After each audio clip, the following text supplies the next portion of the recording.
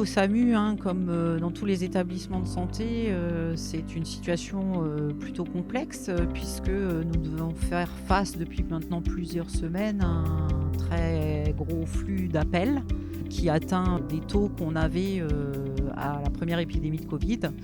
Les délais de prise en charge selon les situations de santé peuvent être plus longs qu'habituellement.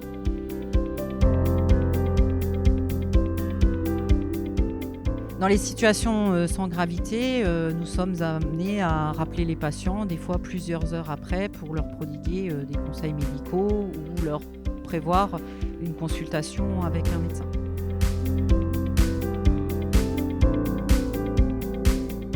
Dans la mesure du possible, avant d'appeler le 15, lorsque la symptomatologie n'est pas grave, d'essayer de joindre son médecin traitant.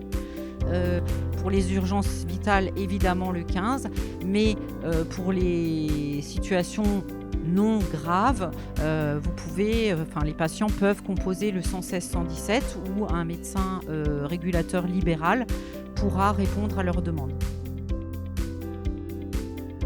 Faire preuve de patience quand ce sont des pathologies qui ne sont pas graves, eh bien, il faut maintenant accepter d'être appelé plusieurs heures après.